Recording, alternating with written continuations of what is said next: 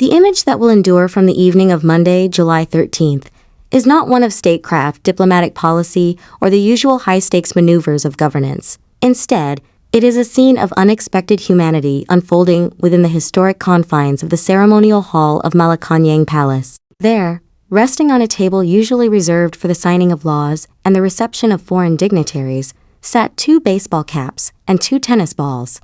These objects, freshly marked with the ink of a 21-year-old athlete, represented a shift in the Philippine cultural landscape. President Ferdinand Marcos Jr., standing across from tennis sensation Alex Eala, was no longer merely the head of state.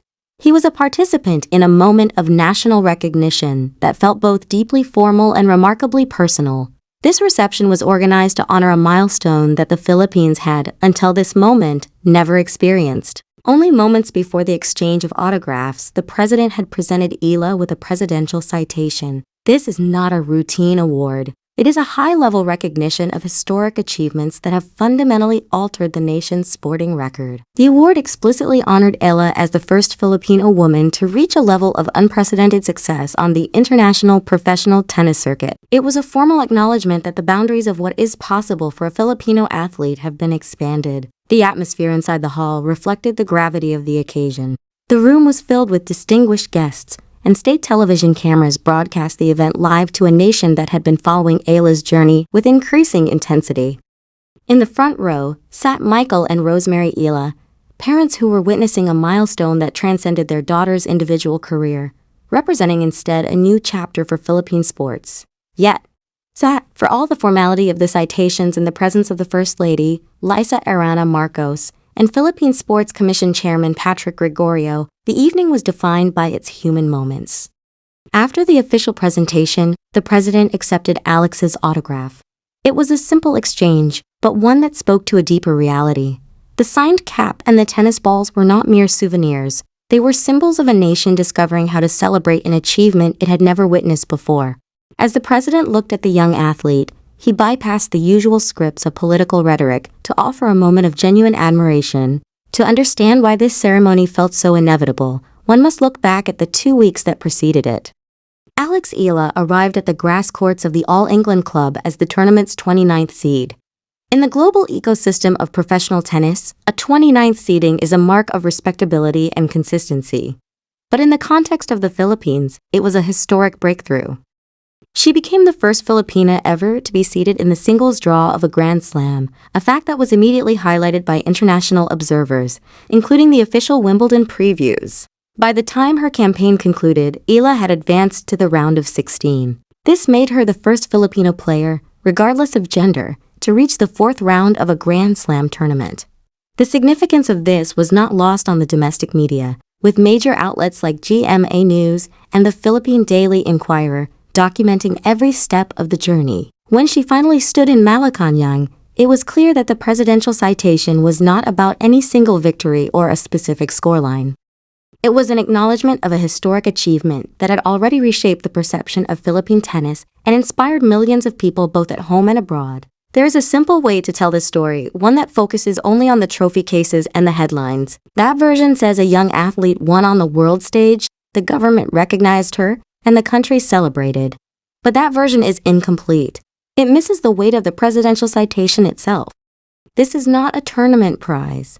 It is an official instrument of the Philippine government, reserved for those whose accomplishments become part of the nation's historical identity. When President Marcos Jr. read the text of the citation, the words carried the weight of national history. He recognized her as the pioneer who attained success on a circuit that had long felt out of reach for Filipino players. He praised her for inspiring a new generation to pursue excellence through discipline and hard work. He spoke of the pride, honor, and joy she brought to the nation. These words were not focused on the mechanics of a tennis match. They were describing the creation of a symbol. Between her stunning 3rd-round victory and her eventually difficult 4th-round exit, Eala became something more than an athlete. She became a representative of national aspirations. Whether she sought that responsibility or not, the presidential citation made it official. To carry the hopes of 110 million people is a far greater weight than any tennis racket, and the ceremony at the palace was the moment that weight was formally recognized. The rapid rise that led to this moment can be measured in the numbers. According to the latest WTA official rankings, Alexandra Eala has reached world number 28 in women's singles. This is a career high, the highest ever achieved by a Filipina in history, and it makes her the first player from the Philippines to break into the world's top 30. What is perhaps most impressive is the velocity of this ascent. Just months ago, she was far from these heights. Her climb through the rankings accelerated through May, June, and early July, a surge that was documented week by week as she moved toward the elite tier of the sport. That climb is what earned her the seeding at Wimbledon, and that seeding is what placed her on the sport's most prestigious stage. It was there that she proved she didn't just belong in the draw, she belonged among the elite. The turning point occurred on Saturday, July 4th, when Eala faced Eala Swiatek in the third round. Swiatek was not just another opponent, she was the defending champion and the world number 3. She had been nearly invincible on the grass of Wimbledon for 2 years. The opening set of that match became a test of wills. It lasted nearly 90 minutes, a grueling marathon of baseline exchanges and tactical maneuvering. It eventually went to a tiebreak that stretched to 9-9, a point where every swing of the racket felt like it carried the momentum of the entire tournament. When Eala finally claimed that set, the atmosphere shifted. She carried that momentum into the second set, producing a fearless performance to seal a 6-2 victory.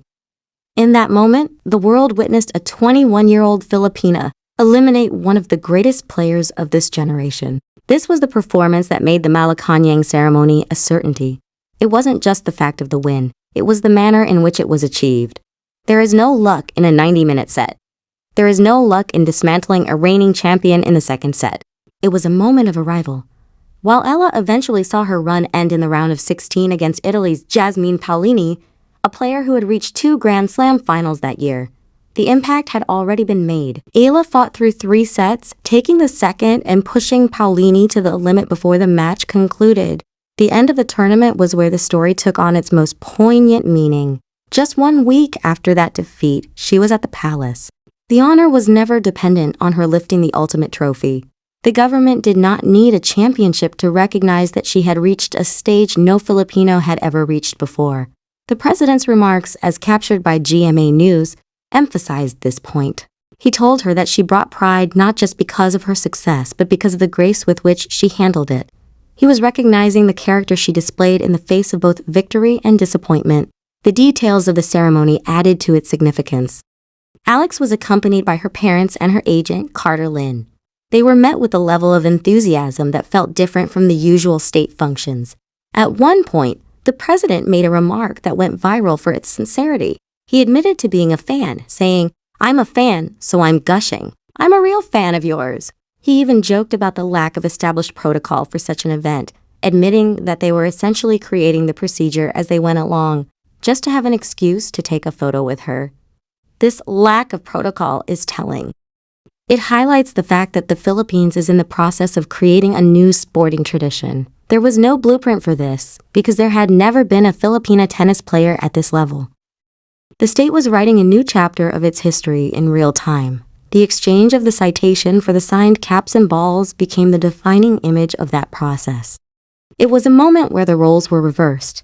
The head of state, representing a nation of millions, became the one seeking a signature from a young athlete. The photograph of this exchange spread quickly across the country. It serves as a marker for the decade, capturing the moment the state became a receiver of a memento from a national hero. But the significance of Eala's rise extends beyond the borders of the Philippines. International legends have also taken notice. Former world number 1 Caroline Wozniacki, speaking during Wimbledon, shared a glowing assessment of Eala's future. Wozniacki, a Grand Slam champion herself, noted Eala's strong baseline game and her high tennis IQ. She specifically pointed out that being left-handed gives Eala a tactical advantage, particularly with her slice, which creates unique problems for opponents. When a player who spent 71 weeks at the top of the world rankings says she expects to see Eala around for many years to reach, it carries immense weight. It wasn't just polite encouragement. It was a technical evaluation from someone who knows exactly what the highest level of the sport requires. Wozniacki's conclusion mirrored the sentiment at Malacañang. Eala is not just having a moment, she is establishing a legacy. This legacy must be viewed in the context of the Philippine sporting landscape. For generations, the nation's identity has been tied to boxing and basketball. The names of Manny Pacquiao and Hidilyn Diaz have long stood as the pillars of Filipino athletic achievement. Alex Eala has now earned her place alongside them.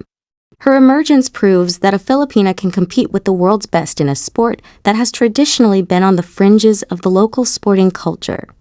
Before this year, the best Grand Slam result for a Filipino in singles had been Eala's own third-round appearance at the 2025 U.S. Open.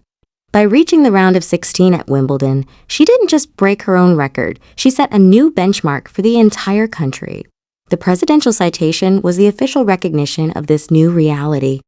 It acknowledged that Eala had already made history on the court, and the ceremony was the nation's way of catching up to that fact. The public reaction on social media reflected this sentiment. Fans did not see the ceremony as the moment that made her a hero. They saw it as the government finally formalizing what they already knew. She had secured her place in history through her performance against Swiatek and her grit against Paulini. The citation simply made it official. One particular moment from the tournament gives the story its emotional core. A week before the palace ceremony, Eala walked off the grass at Wimbledon in tears. She had fought back to win the second set against Paulini, but the final set slipped away. The cameras captured the raw emotion of a 21-year-old athlete processing the end of a historic journey. It was that composure, that visible passion for the sport, that the president would later praise. When she returned home, she was met with a hero's welcome. On July 12th, large crowds gathered at Ninoy Aquino International Airport Terminal 3. They weren't there to see a championship trophy. They were there to see the person who had shown them that a new path was possible. The celebration was a tribute to the inspiration she provided. The following day, when President Marcos Jr. placed the citation in her hands, it was a reflection of a nation that had decided to value its athletes for more than just the final score.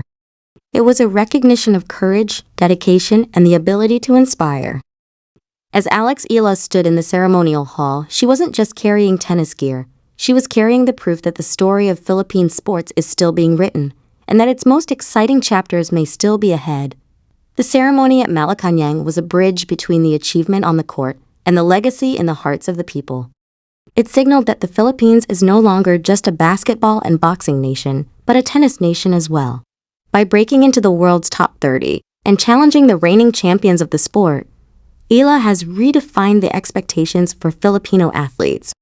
The presidential citation serves as a permanent record of that shift, a document that will stand long after the ink on the signed baseball caps has faded.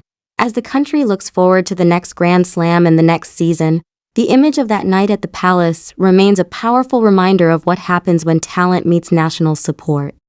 It was the story of a nation learning to celebrate a new kind of success and an athlete who had the grace to carry that success with dignity.